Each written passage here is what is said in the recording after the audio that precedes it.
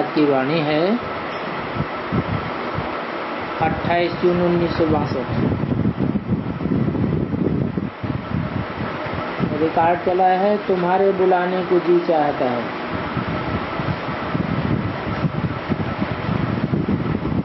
सिर्फ बच्चे नहीं बुलाते हैं,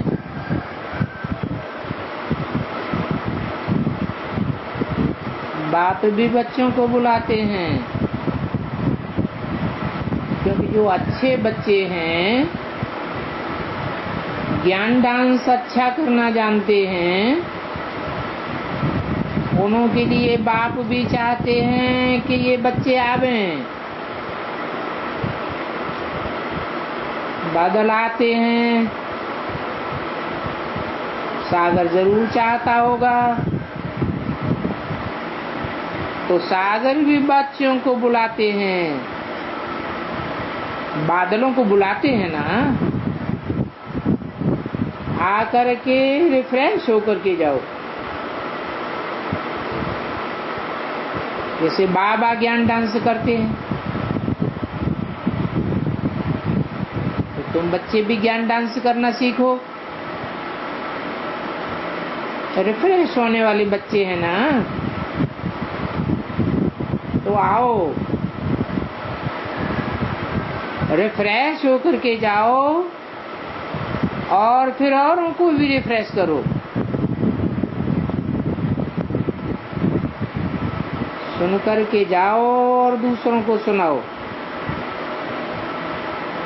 क्या सुनाओ? जो बाबा ने बोर्ड पर लिखवाया है, झूठी गीता और सच्ची गीता, बात पर सुनो। न सिर्फ गीतावादियों ने, परंतु उन वेद आचार्यों आदि ने, सब ने बिल्कुल झूठा बनाई दिया है।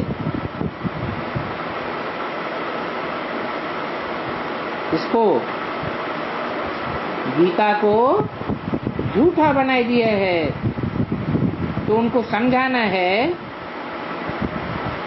ये सब भक्ति मार्ग है, साधना मार्ग है। ये साधु साधना करते हैं ना, साधना करते हैं भगवान से मिलने के लिए। जो कुछ भी करते हैं, गंगा स्नान करते हैं, सब अपन को शिवो हम कहते हैं। वो भगवान अपन को कहलाए नहीं सकते हैं। अगर कोई कहें कि अंत में हम वहां जाकर के भगवान से मिलेंगे, तो भी यहाँ तो अपन को भगवान कह नहीं सकते। बात समझाते हैं। पहली तुम्हारी मुख्य बात है समझाने की। तुम और कितनी भी बातें करेंगे,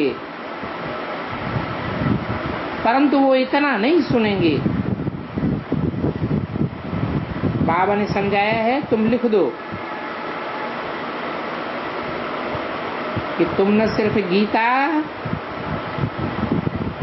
परंतु वेद शास्त्रों आदि के लिए भी लिख सकते हो। बाबा ने तो सिर्फ लिखा है मनुष्यों की बनाई हुई गीता झूठी है।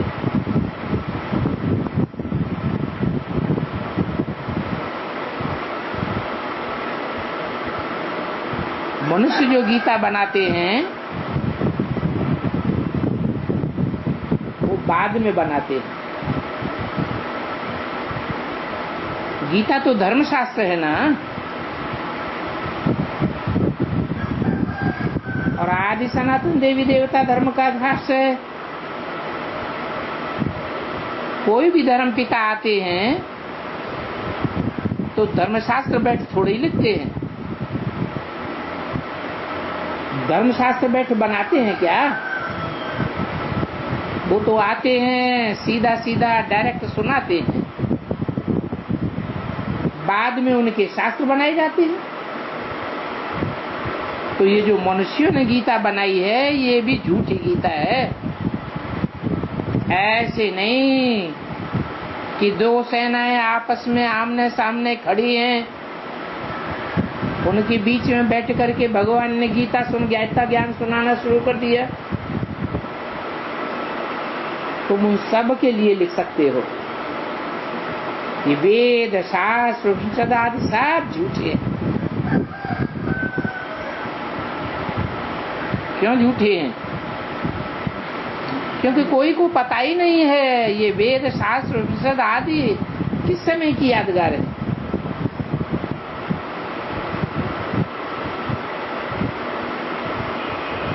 भगवान जिस समय आया इस सृष्टि पर, उसने उस समय जो कुछ बोला उस समय की यादगार ये वेद शास्त्र है। बरोबर वो साधना तो करते आए हैं। ऐसे भी नहीं है कोई साधना करते भगवान से मिला हो। कहते हैं ये सब शास्त्र आदि अनादि है।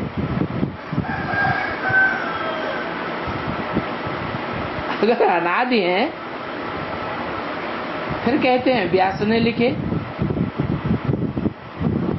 तो कोई ने बनाए ना, तो अनादि कैसे हुए? समझते हैं ऋषियों मुनियों ने बनाए होंगे। अभी शास्त्र आदि देवताओं ने तो नहीं बनाए। ये ऋषि मुनि भी तो सब मनुष्य हुए ना। मनुष्यों में और देवताओं में फर्क तो होता है ना। लिख दिया है कि गीता नर को नारायण बनाने वाला शास्त्र है, नर अर्जुन को नारायण और नारी द्रौपदी को नारी से लक्ष्मी बनाने वाला शास्त्र है।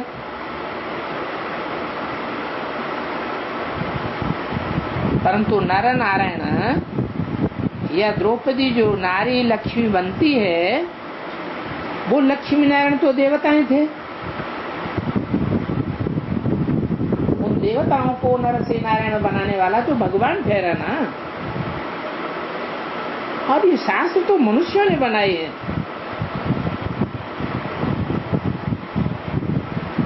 जो शास्त्र पढ़ते ही आए हैं, मनुष्यों की मत की बनाई हुई ये शास्त्र, इनसे सदगति नहीं हो सकती। क्यों नहीं हो सकती? क्योंकि देवताएं सदगति में होते हैं और मनुष्य तो उनका मन चंचल होता है। मन चलायमान होता है तो मनुष्य कहा जाता है। जिनका मन चलायमान है, चंचल है, तो सदगति कैसे करेंगे? चंचल मन से दुर्गति होगी या सदगति होगी? अगर सदगति होती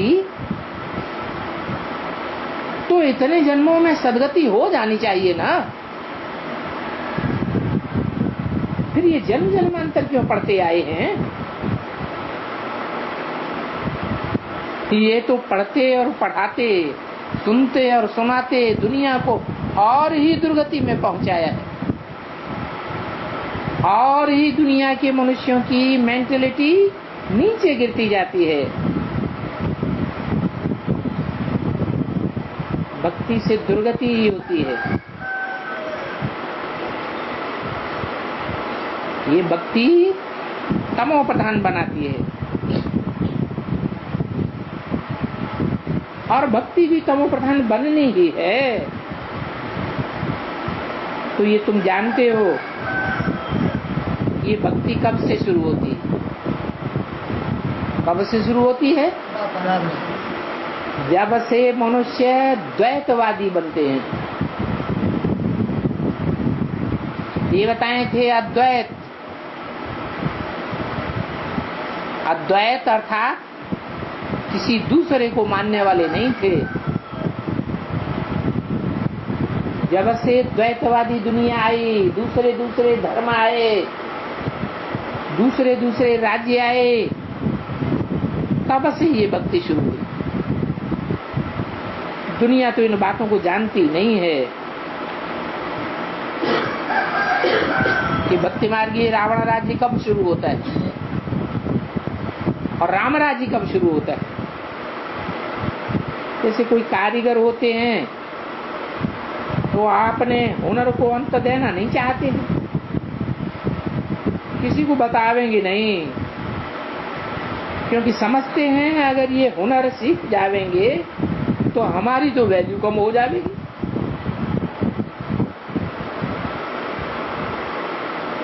समझते हैं कि ये सब सीख जावेंगे बनाना करना, तो मैं जो फायदा अपने लिए निकालता हूं वो मेरे लिए फायदा कम हो जाएगा।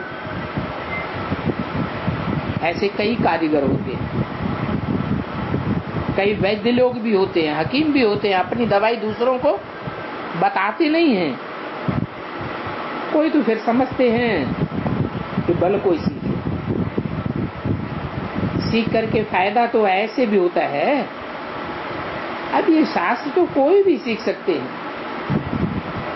उनसे पूछ सकते हो, इन शास्त्रों से सदगति हो सकती तो फिर पढ़ने क्यों जाते हो। अलग से पढ़ाई पढ़ने की दरकार ही नहीं, शास्त्र तो आगे भी पढ़ते आए हैं, परंतु जन्म जन्मांतर शास्त्र पढ़ते पढ़ते सदगति तो कोई की भी नहीं होती है। तो समझाना चाहिए कि भारत को व दुनिया को दुर्गति में तो आना ही है। ये भक्ति करते करते दुर्गति में जाते जाते जर्जरीभूत अवस्था को पाना ही है। बुद्धि जड़त्वमयी होती जाती है। ये साधना करने वाले क्या साधते हैं? इंद्रियों को साधने की कोशिश करते हैं, परंतु ये साधना करने वाले कभी भी कोई की सदगति नहीं कर सकते। ये खुद ही प्रैक्टिस करते हैं इंद्रियों को साधने की, तो दूसरों की सदगति कैसे करेंगे? सदगति करने वाला तो एक ही परमपिता परमात्मा है। क्यों एक ही है? क्योंकि एक ही है जिसको अपनी इंद्रियां नहीं होती हैं और वो कभी इंद्रियों के वशीभूत भी नहीं होता है, क्योंकि वो तो सदैव ही अभोक्ता है। हाँ, कोई के तन में प्रवेश करता है, जिस मुकर्रर रथ में प्रवेश करता है उसकी इंद्रियों को साधता है। इसलिए शास्त्रों में, चित्रों में उन्होंने रथ दिखाई दिए कि शरीर रूपी रथ में प्रवेश करता हूं और उसकी इंद्रियों रूपी घोड़ों को कंट्रोल करता हूं। गाते भी हैं, वो पतितों को पावन बनाने वाला है।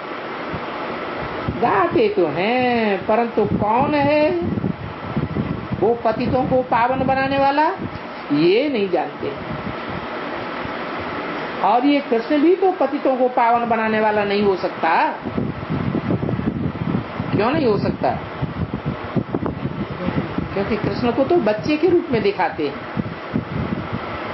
बच्चे का पतित और पावन बनने का क्या ताल्लुक?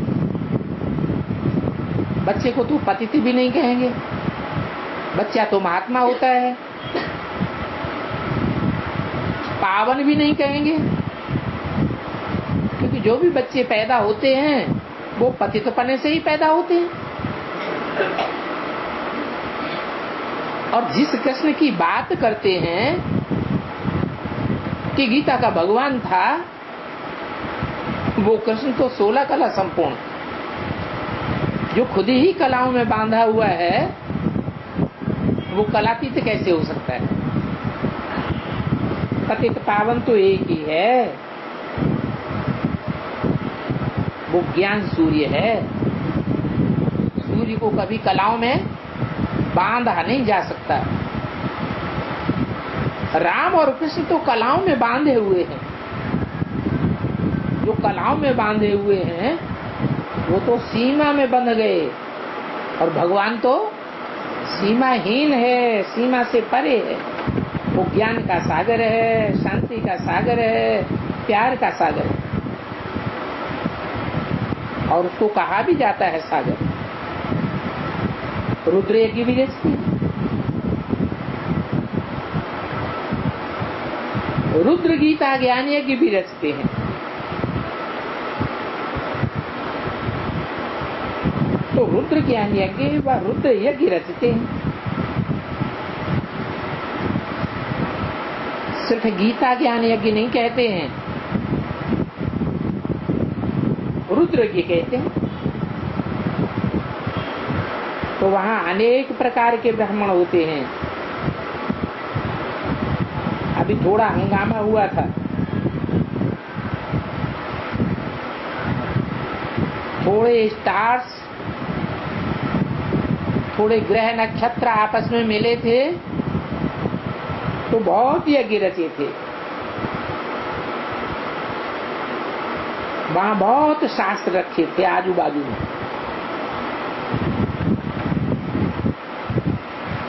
ये शास्त्रों ढेर के ढेर, शास्त्रों का भी मुरब्बा हो गया। समझते हैं बस ये शास्त्रों का ही ज्ञान है, इन शास्त्रों से हम जाकर के भगवान से मिलेंगे।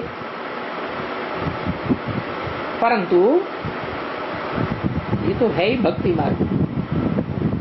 क्यों?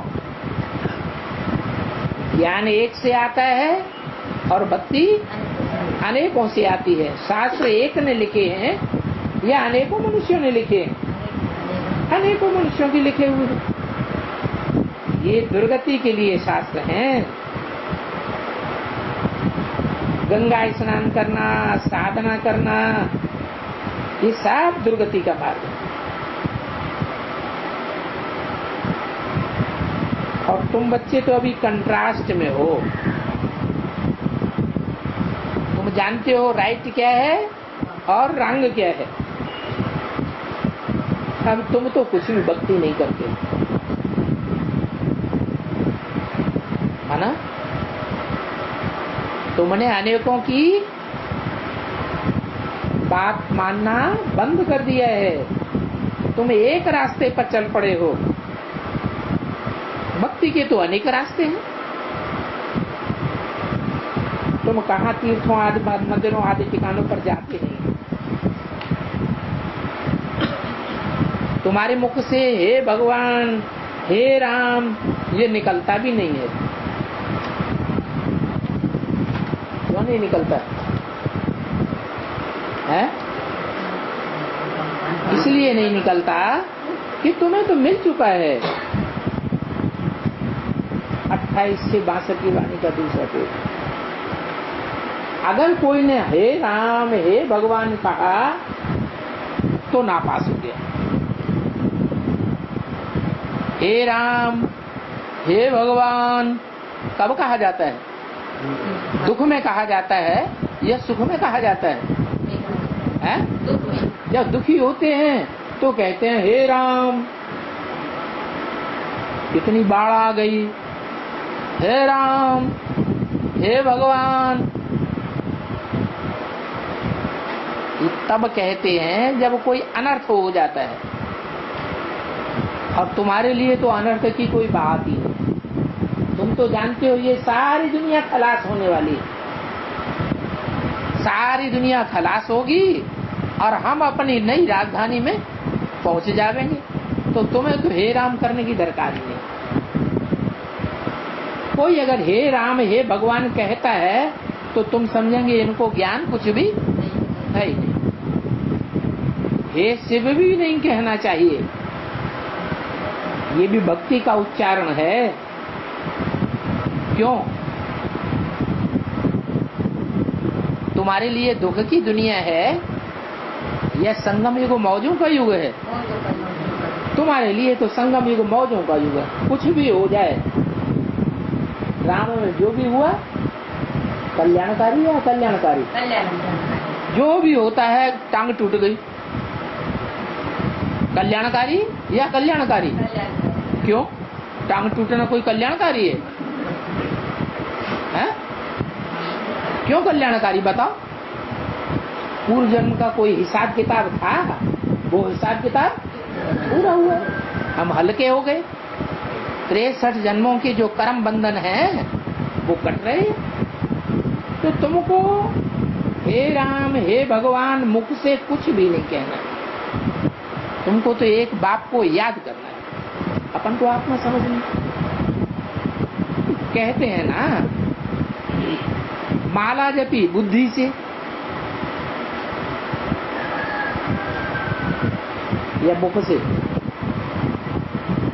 माला जो जपते हैं वो मुख से जपते हैं, हाथ से जपते हैं या बुद्धि से जपते हैं? हाथों से माला जपते हैं, मुख से राम राम राम राम बोलते रहते हैं। तो क्या ये सच्ची माला का जाप है? अर्थ तो समझते हैं, वो तो अर्थ को भी नहीं समझते। वास्तव में ये बुद्धि योग की बात है, और ये भी अंदर की बात है। क्या? माला जपना क्या अंदर की बात है? जब मनन चिंतन मंथन चलेगा तो बुद्धि में बैठेगा कौन कौन सी आत्माएं माला में किस नंबर में आने वाली है। ये मंथन चलता है, माने असली माया जपी, माला जपी माना मंथन चला। मुख से राम राम राम राम कहते रहे और बुद्धि चारों तरफ दुनिया में भटकती रही, इसको तो माला जपना नहीं कहेंगे। तो ये तुम्हारी अंदर की बात है, माला जपना। वो जो माला जपते हैं उसमें कोई सुख नहीं है। तुम जो मनन चिंतन मंथन में रह करके माला जपते हो उसमें बहुत सुख है। अंदर में शिव का उच्चारण भी मुख से किया तो नापास हो जाएंगे। कायदे पर चलना है। बाप का फरमान है, मुझे पारलौकिक बाप को याद करो। पारलौकिक बाप को याद करो, मुझको उच्चारण न करो। क्यों?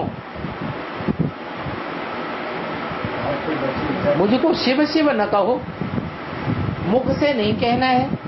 क्यों नहीं कहना है? शिव तो है ना, बल बिंदी का नाम शिव है, तो हम शिव शिव कहें क्यों नहीं? क्योंकि वो तो सिर्फ बुद्धि है। वो क्या है? बुद्धिमानों की बुद्धि है। उसमें कोई कर्मों का संस्कार, अच्छे बुरे संस्कारों कर्मों का संस्कार नहीं है उस आत्मा में। मन उसका चलायमान है। वो अमन है या मन वाला है? वो तो अमन है। मन भी नहीं है और संस्कार भी नहीं है। अच्छे संस्कार भी नहीं, बुरे संस्कार भी नहीं। किसमें? शिव बाप में। वो तो सिर्फ बुद्धि ही बुद्धि है। वो बुद्धिमानों की बुद्धि जब मुकर्रर रथ में प्रवेश करता है तब मन वाला भी है, बुद्धि वाला भी है और संस्कारों वाला भी कहा जाता है। तो पारलौकिक बाप को याद करो। बाप का फरमान है, बच्चे बड़े होते हैं तो बाबा बाबा मुख से कहते थोड़े ही हैं। दुनिया में भी बच्चे जब बड़े हो जाते हैं तो मुख से बाबा बाबा का जाप करते हैं क्या? नहीं। उनकी बुद्धि में आ जाता है ये हमारा बाबा है। तो सिर्फ कहना नहीं है। भगवान त्रिमूर्ति है, ब्रह्मा विष्णु शंकर द्वारा स्थापना और पालना और विनाश कराते हैं। ये तो किसको सुनाने के लिए समझाया जाता है क्या? ये त्रिमूर्ति शिव है, वो ब्रह्मा द्वारा स्थापना, शंकर द्वारा विनाश और विष्णु द्वारा पालना कराते हैं। तुमको तो चलते फिरते उठते बैठते बुद्धि में रहता है। बाबा है स्वीट होम का रहने वाला और स्वीट राजधानी स्थापन करते हैं। तो श्वासों श्वास याद में रहने से तुम्हारे पाप कर्म बिना तुमको लाइट का ताज मिल जाएगा। कब? लाइट किसे कहा जाता है? एक तो है ज्ञान की लाइट, मनन चिंतन मंथन करेंगे, बाप ने जो सुनाया उन बातों का मनन चिंतन मंथन करेंगे तो ज्ञान की लाइट मिल जाएगी। दूसरी है पवित्रता का ताज। परंतु ज्ञान का चक्कर बुद्धि में जरूर फिरना चाहिए। अब मास्टर चैतन्य बीज रूप हैं, जैसे शिव बाबा ने इसमें अवतार लिया है। इसमें जिसमें अवतार लिया है वो प्रजापिता ब्रह्मा भी मनुष्य सृष्टि का बीज है ना। तो हम भी अपनी दुनिया के बीज हैं। एक एक बीज में दुनिया समाई हुई है। वो कहते हैं उन स्टार्स में दुनिया समाई हुई, और हम कहते हैं ये चैतन्य आत्मा रूपी सितारे हैं, जिन एक एक आत्मा रूपी सितारे में एक एक दुनिया समाई हुई है। शिव के साथ शिव शक्तियों का भी अवतार है। आत्मा शिव बाबा के बच्चे हैं, तो ये बात अंदर में चलना चाहिए। हमारा घर ब्रह्मांड है अथवा मूल वतन का हो।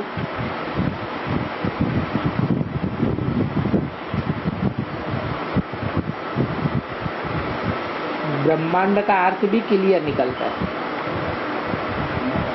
जहां अंडे मिसल आत्माएं निवास करती हैं। ब्रह्म तत्व अंडे मिसल आत्माओं के रहने का स्थान है। तो वास्तव में अक्षर एक होना चाहिए, परंतु समझाने के लिए ढेर के ढेर शब्द बनाए दिए हैं। मूल वतन, ब्रह्मांड, परम धाम, इनकॉर्पोरियल वर्ल्ड, ऐसे कहा जाता है ना। वर्ल्ड अक्षर से सिद्ध हो जाता है, जरूर बहुत उसमें रहने वाले हैं। और ये दुनिया है साकारी वर्ल्ड, जहाँ साकारी जीवात्माएं रहती हैं। निराकारी दुनिया से आत्माएं आती हैं। ऐसे नहीं कि सागर से बुदबुदा निकलता है और वो बुदबुदा फिर हप हो जाता है। सन्यासी क्या कहते हैं? सन्यासी कहते हैं कि दुनिया क्या है, सागर से जैसे बुदबुदे तैयार होते हैं, बुलबुले, ऐसे हम आत्माएं भी उस सागर के बुलबुले हैं। माना हमारा कोई अस्तित्व नहीं, हम बुदबुदे सागर में मिल जाएंगे, परंतु आत्मा तो अविनाशी है। अविनाशी आत्मा अगर सागर में मिल जावे फिर तो उसका विनाश हो गया। तो बाबा कहते हैं ये तो वर्ल्ड है। जैसे साकारी सृष्टि का झाड़ आकाश तत्व के अंश मात्र में है, वैसे हम निराकार आत्माओं का भी झाड़ ब्रह्म तत्व के अंश मात्र में है। यहाँ तो स्थूल शरीर में रहने करने आने जाने के लिए बड़ी जगह चाहिए, बहुत जमीन चाहिए। वहां तो तुम बीज रूपी स्टेज में रहते हो, आत्म की स्थिति में रहते हो। वहां जाने आने की तो बात ही नहीं। जमीन भी बहुत छोटी चाहिए। महत्त्व में हम आत्माएं बहुत थोड़ी जगह पर रहती हैं। जैसे आकाश का अंत नहीं होता है, पोलार का कोई अंत थोड़ा ही होता है। कोई पार में जा भी नहीं सकते, अंत ही। हमको ब्रह्म को तलाश करने की दरकार ही नहीं पड़ती। ये तो बल चर्चा करते हैं, परंतु तत्व कहाँ तक है, अंत कभी निकलेगा ही नहीं। फिर उनको जानने की तो बात ही नहीं। हम अंत पाए नहीं सकते हैं। कहते हैं ईश्वर तो समर्थ है, सब कुछ कर सकते हैं। कहते हैं उनको तो सारे ड्रामा का राज मालूम है। बात कहते हैं सबको अपना अपना पार्ट मिला हुआ है, इसमें कोई फर्क नहीं पड़ सकता। भगवान का भी पार्ट फिक्स है, इसलिए कहते हैं मैं भी ड्रामा के बंधन में बांधा हुआ हो। एक्टर्स छोटे अथवा बड़े जो भी हैं, उनको मालूम होना चाहिए कि इस ड्रामा में हम एक्टर हैं, और कौन से एक्टर हैं, कब कब क्या क्या पार्ट बजाया, ये भी मालूम होना चाहिए। तो ड्रामा में जरा भी फर्क नहीं पड़ सकता। ड्रामा की आदि मध्यंत को जानने से तुम सब कुछ जान जाएंगे। वो है पारलौकिक परम पिता परमात्मा। तो बाप और बच्चों की पार्टी की नूंद है, हर एक को पार्ट मिला हुआ। बाप समझाते तो जरूर, समझाते हैं तो जरूर जानते भी, पिता कहते हैं तो बच्चों को जरूर होना ही चाहिए। ये पॉइंट भी जरूरी है। जबकि बना बनाया ड्रामा है तो जरूर रचयिता और रचना का पार्ट दोनों का रुका हुआ है, दोनों का फिक्स पार्ट जो रिपीट करना पड़ता है। तो आओ हम आपको सारे वर्ल्ड की हिस्ट्री ज्योग्राफी बताएं। उनको जानने से सब एक्टर्स को जान जाए। बताओ ऐसा एक्टर कौन है? कोई न कोई होंगे जो ड्रामा के एक्टर्स को जानते होंगे। ऐसे तो नहीं हो सकता कि कोई न जानता हो। सन्यासी लोग ड्रामा को नहीं मानते, वो तो कह देंगे ये तुम्हारी कल्पना है। जैसे उस दिन जज ने भी कहा, तुम कहते हो शास्त्रों में गपोड़े हैं। हाँ, जरूर गपोड़े तो होंगे, जबकि कोई अर्थ ही नहीं निकलता। परंतु शास्त्र में तो जिन्होंने गपोड़े बनाए हैं, वो गपोड़े डालने वाले तो अभी हैं ही नहीं। वो तो लिख करके चले गए। उन गपोड़ों पर मनुष्य चलते हैं।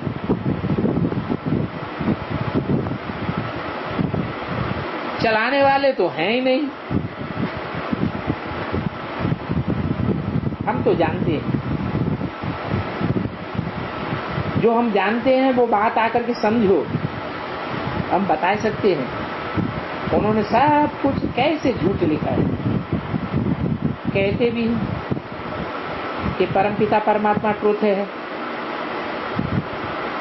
जब परमपिता परमात्मा ही ट्रुथ है, गॉड इज ट्रुथ कहा जाता है, तो फिर वो ही सच बतावेंगे ना। बाकी तो सारी दुनिया झूठ हो गई ना। बात उनसे पूछ सकते हैं, आगे थोड़े ही हम जानते थे। दूसरी बात ये भी है, ये जो गुरु लोग हैं, उन गुरुओं के भी जरूर कोई गुरु होते रहे होंगे। 28 से 62 आने का तीसरा कोई। हम कहते हैं हमारा मनुष्य गुरु कोई नहीं है। आए तो थे जरूर, परंतु अब हमारा कोई गुरु नहीं है। जो सारी सृष्टि का पतित पावन बाप है, वो ही हमारा सदगुरु है। और वो सदगति दाता तो एक है। सिख लोग भी कहते हैं एक सदगुरु निराकार निरंकार अहंकार निरंकार। हम वेद शास्त्र पढ़ते थे तो हम ये बातें नहीं जानते थे। गुरु को मानते थे, अभी नहीं मानते। सदगति दाता गुरु मिला है, वो हमको समझाते हैं, तो हम आपको समझाते हैं। तो बाबा ज्ञान का सागर है, आनंद का सागर है, वो बीज रूप है। वो लोग अपने गुरु की इतनी महिमा नहीं करेंगे। वो तो गीता का भगवान ही कहते हैं कि मैं सारी मनुष्य सृष्टि का बीज रूप हूँ।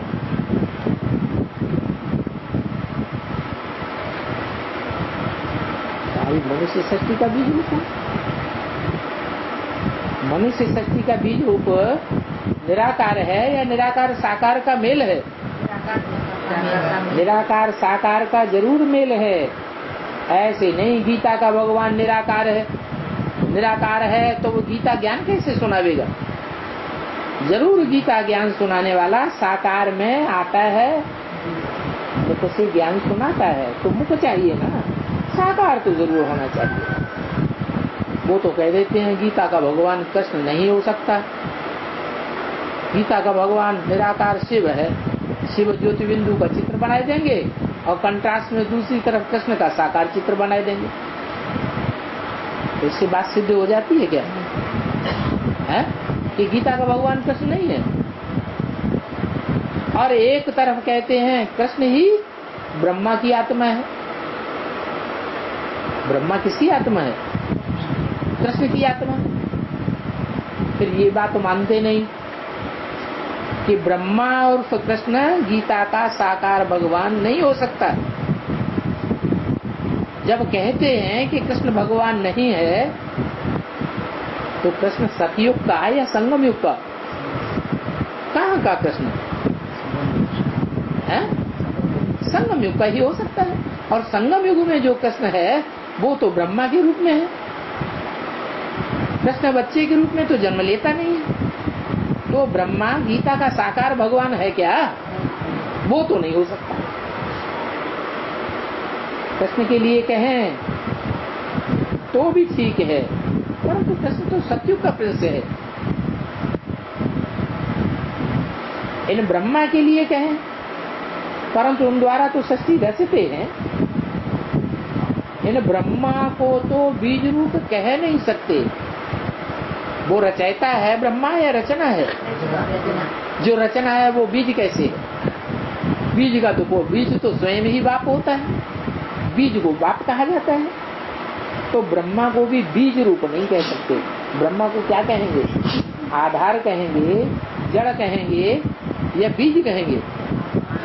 आधार ही कहेंगे। निराकार परमपिता परमात्मा कहते हैं मैं जिस तन में आता हूँ उनका नाम ब्रह्मा रखता हूँ। क्या कहा? जिस तन में भी आऊंगा उसका नाम ब्रह्मा रखता हूँ।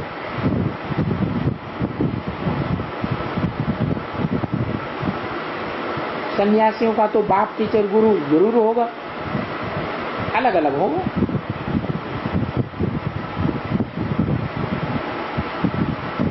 अब ये कोई 5 वर्ष में थोड़े ही निकलते हैं, थोड़ा बड़ा होने के बाद, समय आने के बाद ही निकलते हैं। कई अपने धर्म में कन्वर्ट करते हैं तो उनको पैसे बहुत मिलते हैं, पैसे के लालच में ही ट्रांसफर हो जाते हैं। तो फिर तुम बच्चे ही हो जो कहते हो हमारा एक ही बाप टीचर सदगुरु है, हम साकार के लिए तो भगवान कहते नहीं है। वो भगवान तो निराकार परमपिता परमात्मा है। ब्रह्मा साकार है या निराकार है? ब्रह्मा का कोई फोटो ऐसे देखा जो निराकारी स्टेज वाला हो? एक भी फोटो निराकारी स्टेज वाला नहीं है। और बाप भगवान तो निराकार होना चाहिए। तो मैं जिस तन में प्रवेश करता हूँ मुकर्रर रूप से, वही भगवान बाप रचयिता का पाठधारी सारी सृष्टि का बीज रूप भगवान है। उनका कोई भी गुरु नहीं हो सकता। उनको सिखाने वाला, उनकी सदगति करने वाला कोई भी साकार में गुरु नहीं हो सकता। उनको सिखाने वाला कोई टीचर भी नहीं हो सकता। किसको? है? जिस तन में मैं मुकर्रर रूप से प्रकट होता हूँ, प्रत्यक्ष होता हूँ, उस स्वरूप को कोई भी गुरु भी नहीं और कोई भी पढ़ाई पढ़ाने वाला टीचर भी नहीं हो सकता। उनको रचने वाला भी कोई नहीं हो सकता। वो तो स्वयं ही रचयिता है। हम उनसे सुन करके फिर आपको सुनाते हैं। ये ब्रह्मा का चित्र देख करके समझते हैं कि अपन को भगवान कृष्ण आदि कहलाते हैं।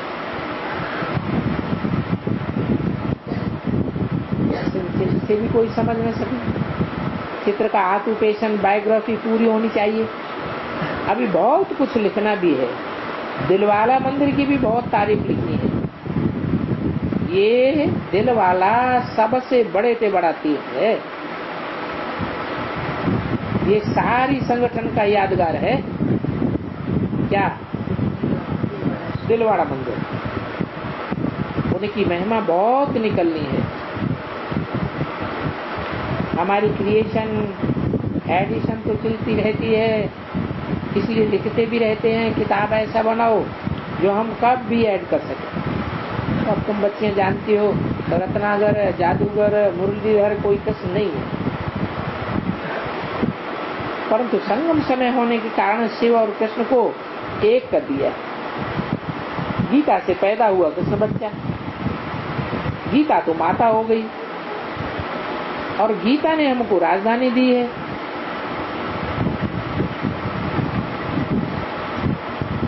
राजा ही भगवान ही दे सकते हैं। तो मुख्य बात है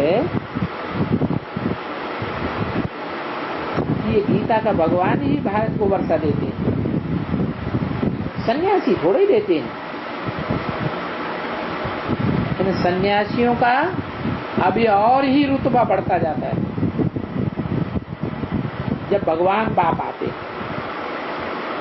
कोई एक को पूछते हैं तो बस वो बच्चा बना करके जो कुछ भी कहे सो कह देते हैं। ज्ञान को तो जैसे जानते ही नहीं। साधुओं को देखो कैसे गुलजारी लाल नंदा को हाथ कर लिया। वो बड़ा है तो इनको बचाते रहते हैं। तुम भी कोई को पूछो, साधुओं ने ही भारत को दुर्गति को पहुंचाया है। बल तुम्हारे पास, तुम्हारे ऊपर केस भी होंगे, और केस हो तो वो अच्छा ही है, अखबारों में धमाधम मच जाएगी, परंतु ताकत नहीं है बच्चों में जो कोर्ट में ये बातें सामने रखें। पहले तो वकील करना पड़े। जो कोई वकील अच्छा हिम्मत वाला हो तो केस सामने रखे, पॉइंट की धारणा भी हो। इसमें तो एक जगदीश ही तीखा है, परंतु है बहुत डरपोक। क्या कहा, अजन तो ताकत नहीं आई है, इसमें ज्ञान की एक लकीर है। बच्चे बच्चे कह करके बोल सकते हैं, जैसे बाबा बच्चे बच्चे कह करके बात करते हैं।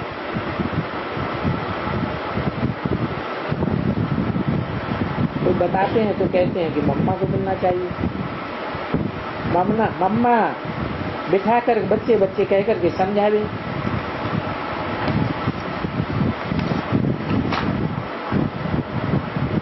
नाम ही लगा हुआ है जगदम्बा, तो जगदम्बा मिल सकती है। 28 से 62 की वाणी का चौथा। तो बच्चों को पहले पहले माँ मिलती है, फिर बाप मिलता है। पहले जिज्ञासु को अटेंड करने वाले बहुत अच्छे चाहिए।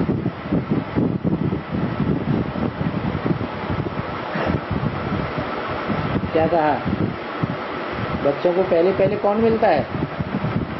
माँ मिलती है कि बाप मिलता है? तो माँ मिली या नहीं? कहाँ मिली? माँ कहाँ मिली? है? है? क्या हुआ? एडवांस में? कहाँ है? कोई को पता नहीं, तो फिर मिली कहाँ? पहले बच्चों को माँ मिलती है, फिर बाप मिलता है। तो बाप नहीं मिला अभी? है? ये कैसे? बाप पहले कैसे मिल गया? है? माँ कहाँ मिली? माँ ब्रह्मा के तन में तो मर गई क्या? है? बाप विदुर हो गया क्या? हाँ, दोनों है?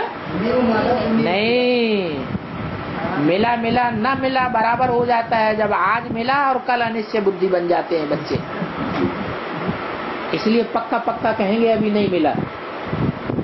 पहले कौन मिलेगी पक्का पक्का? माँ मिलेगी।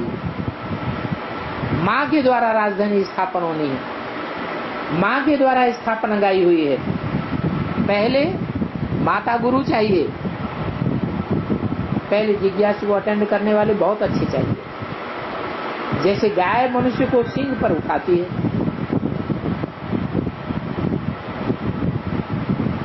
तो तुम भी ज्ञान गाय हो, एकदम ज्ञान को सींग पर उठाओ। तुमको ये भी पता नहीं है आत्माओं के बाप का नाम क्या है?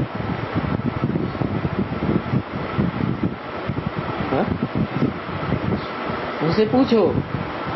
तुमको ये भी पता नहीं है कि आत्माओं के बाप का नाम क्या है? दुनिया में कोई से पूछेंगे तो बतावेंगे? वो तो नहीं बता रहे। उस बेहद के बाप को तुम याद ही नहीं करते हो।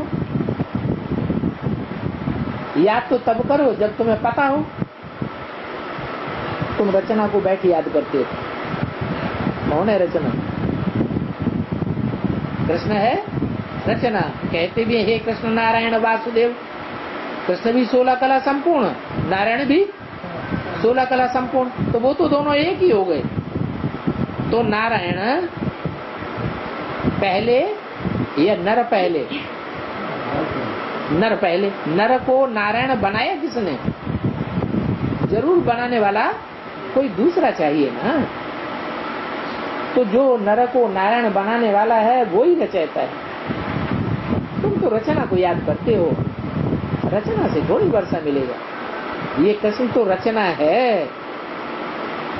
कृष्ण रचना, इसलिए कृष्ण को बच्चे के रूप में याद करते हैं, पूजा करते हैं, मंदिरों में बिठाते हैं।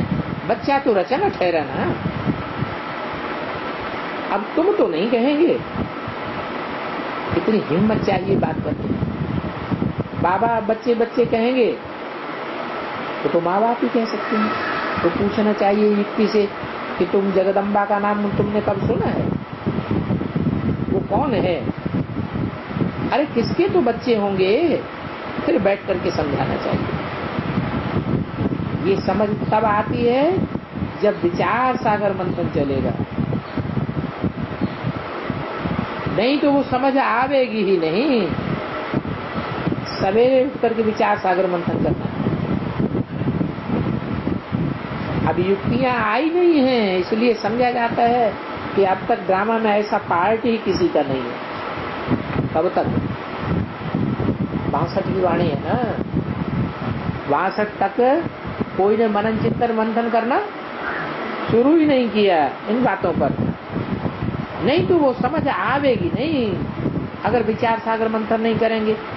सवेरे उठ करके विचार सागर मंथन करो। अभी तक तो शक्ति धारण ही नहीं हुई है, क्योंकि ठीक से याद नहीं करते हैं। पूरा योग नहीं होगा तो तीर ही नहीं लगेगा, वाणी ही नहीं खुलेगी। क्या कहा? दूसरों को तीर कब लगता है और अपना भी मनन चिंतन मंथन कब चलता है? क्या करें जो अपना भी मनन चिंतन मंथन चले और जिनको सुनाए उनको भी तीर लग जाए, घायल हो जाए? क्या करें? बाबा को जितना याद करेंगे, बिंदु रूपी स्टेज में जितना टकेंगे, आत्म की स्थिति में जितना रहेंगे, आत्म की स्थिति में जितना रहेंगे उतना मन सूक्ष्म बनेगा।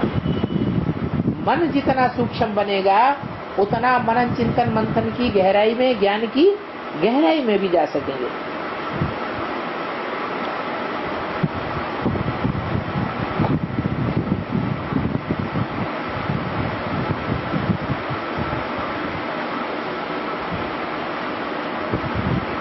और तुम्हारी वाणी भी खुल जाएगी। बाबा समझ जाते हैं किसका योग ठीक है। कैसे समझ जाते हैं?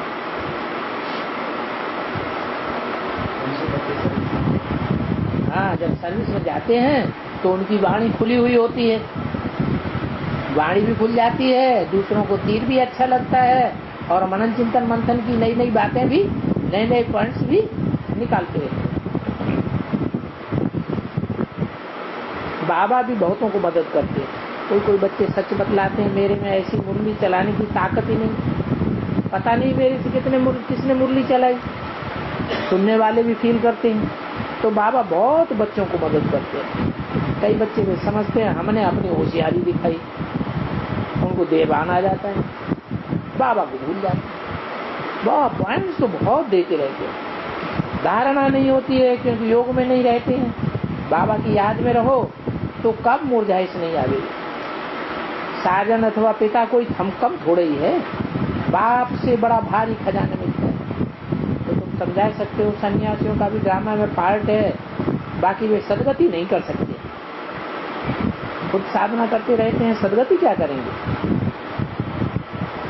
सदगति तो वो ही कर सकता है जिसकी खुद साधना करने की दरकार ही न हो, जिसकी इंद्रियां खुद ही सधी हुई हो, शिव हम कहते हैं तो फिर साधु नाम तो नहीं होना चाहिए। साधु किसे कहा जाता है? जो साधना करे वो साधु। और तुम कहते हो अपन को शिवो हम, तुम्हें साधना क्यों करते हो? जब शिव हो, भगवान हो, फिर साधना करने की क्या दरकार? मैं शिव हूँ, फिर साधना तुम किसकी करते हो? साधना अथवा भक्ति कोई से मिलने की भी करनी होती है। तो पॉइंट तो तुमको बहुत देते हैं, उनको सुनाने में हिम्मत चाहिए। अच्छी रीत 8 ही उठावेंगे, फिर 108 भी हैं। अच्छी रीत 8 नंबर वालों की ताकत काम आवेगी। नाम तो सुनते रहते हो, कौन कौन है? कौन कौन है? हैं?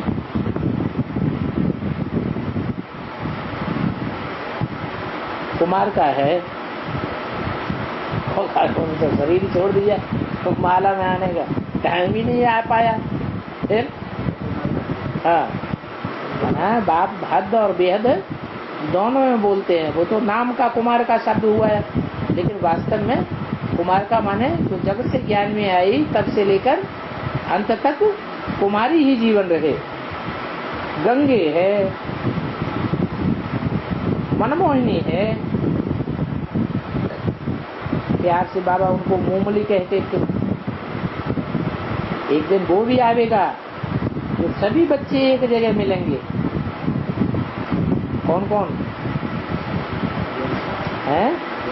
मोमली बच्ची, गंगे दादी, कुमार का दादी, ये सब बच्चे एक जगह मिलेंगे और सबसे खुश खैरियत पूछेंगे। ब्राह्मण कुलभूषण वाले आपस में जरूर मिलने चाहिए। अनन्य बच्चों का मिलन होना चाहिए तो मालूम पड़े। मिनिस्टर्स की, गवर्नर्स की कॉन्फ्रेंस होती है ना, तो यहाँ भी अनन्य बच्चों की कॉन्फ्रेंस करनी पड़ेगी। फिर हर एक बतावेंगे हम अपने अपने क्षेत्र में क्या क्या सेवा करते हैं। तो ये भी गवर्नमेंट है, परंतु ये गुप्त है। मकान बन जाएगा फिर सभी मनुष्य अनन्य को बुलावेंगे। जो सेंटर चलाने वाले आवेंगे। अभी तो बहुतों का आपस में मतभेद होता है। क्या कहा? क्यों मतभेद होता है? हैं? मतभेद क्यों होता है? आपस में झगड़ा क्यों हो जाता है? क्योंकि बाप को भूल जाते हैं। बाबा के बच्चे को माया छोड़ती नहीं है। ये भी ड्रामा में नूद है। ब्राह्मण कुल में मतभेद न हो फिर तो रेल बहुत तीखी चलेगी। क्या? कोई मतभेद न हो फिर ये संकल्पों की रेल बहुत तीखी चलेगी। लेकिन मतभेद हो जाता है तो आपस के मतभेद में ही बुद्धि चलती रहती है। मनन चिंतन मंथन बुद्धि में चलता ही है। देखा जाता है रेल को बहुत धीरे धीरे चलना है। अब अजल पैसेंजर गाड़ी है, फिर आगे चल करके एक्सप्रेस गाड़ी भी होगी, फिर मेल ट्रेन हो जाएगी। धीरे धीरे तुम वृद्धि को पाते जाओगे। तो तुम बच्चों ने 1-2 मुख्य पॉइंट सिद्ध कर दी तो कमाल हो जाएगी। नास्तिक वाली पॉइंट भी जरूरी है। वेद शास्त्र उत्पन्न कराने की भक्ति, सभी का नाम डालो। वेद शास्त्र कुरान बाइबल सभी सुनते सुनते मनुष्य नास्तिक बन गए। कहते हैं ईश्वर सर्वव्यापी है तो नास्तिक ठहरे ना। सर्वव्यापी है, सब में भगवान है, तो क्या सबके ऊपर आस्था है? आस्था एक के ऊपर होगी, एक के लिए आस्तिक कहा जाएगा, या इनके ऊपर भी आस्था है, इनके ऊपर सारी दुनिया के ऊपर आस्था हो सकती है? ऐसे तो नहीं हो सकता। सब नास्तिक, इसमें डरने की बात नहीं। भले कोई भी तुम्हारे ऊपर केस कर दे, तुम डरो मत, तुम सिद्ध करके बताओ इन शास्त्रों ने कैसे नास्तिक बनाया। हाँ, बहादुर सिपाही बीड़ा उठाने वाला हो जो कहे बाबा हम सिद्ध करके बता दें। तुमको बहुत उजूरा मिलेगा। तुम्हारी बड़ी बड़ी लिस्ट होनी चाहिए, जो कल पहले किया है वो अब भी करना है। ललकार तो आगे चल के करेंगे ना, बाप दादा भी ललकार करेंगे, बच्चे कुछ न कुछ करके दिखाओ। भिखारियों में भी नंबरवार होते हैं, कोई तीर कमान चलाते हैं, इसी तरह शिकारियों में भी नंबरवार होते हैं, कोई बंदूक चलाते हैं। फिर उनकी आपस में शर्त रहती है, उड़ते हुए पंखी को तीर लगा दे और पंखी भी एक ही होगा। ऐसा तीर जलावेंगे जो उनके पेट में लग जाएगा। एक पंखी उड़ेगा तो एक को ही लगेगा, फिर जिसका तीर लगेगा उनको इनाम देंगे। 28 से 62 की वाणी का 5वां पेज। कोई एक बंदूक से 5-6 पंछी भी मार देते हैं। तुम भी अभी छोटे छोटे शिकार करते हो, तो सन्यासियों का शिकार करेंगे। भगवान वाच है, इन गुरु गुसाइयों ने तुमको बहुत दुर्बल में फंसाया। पहले मुख्य बात है गीता की। कोई गुस्सा करेंगे, गाली भी देंगे, वो तो तुमको सहन करना ही। तुम जो कुछ करते हो तो अपने लिए करते हो। माया पर जीत पाए तुम ही स्वर्ग के मालिक बनते हो। वो सिपाही बादशाही के लिए लड़ते हैं। लड़ाई वालों पर कोई पाप नहीं लगता है, तो पाप राजाओं पर लगता है, क्योंकि वो डायरेक्शन देते हैं। चोर को जो राय देते हैं तुम ऐसे ऐसे करो, तो उनको भी सजा मिल जाती है। चोरी करने वाले को तो बचाना चाहिए ना, क्या ऐसा काम न करो, ऐसे नहीं देखते रहे, बल करते रहे। बुरे काम में राय भी देते, उसका पाप बहुत लगता है। क्या कहा, बुरा काम करने वालों पर इतना पाप नहीं लगता जितना राय देने वालों पर पाप लगता है। तुम बच्चों को पुण्यात्मा बनना है, माया से बड़ी संभाल रखनी पड़ती है। ज्ञान में जो एक्यूरेट होगा तो वो बहुत तीखा दौड़ेगा। हर बात में पूछना चाहिए, बाबा इसको पाप कहा जाए या पुण्य कहा जाए। समझाया जाता है, तेरे 14 वर्ष में जो पाप किया है उसका पाप दाखिल नहीं होता है। फिर बाद में बालिग होने से पाप रूध हो जाते हैं। बाप से पूछो कि हमने ये पाप किए हुए हैं, बाबा इनको पाप कहें, तो शंका मिटाए लेनी चाहिए। लाइन बुद्धि की क्लियर होनी चाहिए। बाबा सभी खोल करके बताते हैं, तो बच्चे को भी लिखना चाहिए। नई नई बीमारी आवेगी, कहेंगे ज्ञान में आने से दिवाला मारा, दुकान भी हमारी ठंडी हो गई। फिर संकल्पों में घोटका खाते रहेंगे कि जब से इस ज्ञान में आए तब से ऐसा होता है। बाबा कहते हैं संकल्प आए तो पूछो, बाकी बहुत मौज में रहो। क्रिएशन को संभालना भी है, बाबा से वर्षा भी लेना है, एक दो को सावधान भी करना है, उनके ऊपर तरस आना चाहिए। बाकी गालियां तो बहुत देंगे, इनको भी गाली मिली ना। अब कृष्ण को थोड़ा ही कोई गाली दे सकता है, वो तो सतयुग का प्रिंस। वहां ऐसे बदमाश आदि कोई होते ही नहीं जो गालियां मिले, ये तो है ही बदमाशों की दुनिया। अपने पास अक्षर आदि बहुत गुलगुल मीठे मीठे निकलने चाहिए, समझाया तो बहुत अच्छा जाता है। उन्नति के लिए कृपा आदि मांगना भूल है, यहाँ तो पढ़ना है और दूसरों को पढ़ाना है, सच्चा सच्चा व्यास बनना है। सुखदेव के बच्चे तुम ब्राह्मण हो, ब्राह्मण ही व्यास होते हैं। यहाँ तो सभी शुद्ध हैं, कह देते हैं ईश्वर सर्वव्यापी, बस ऐसा कहने मात्र से खेल ही खलास हो गया। बस एक ही बात सिद्ध करके बताओ, अभी समय तो बहुत बचा हुआ है, समझाने में बहुत मेहनत लगती है। अच्छा, ओम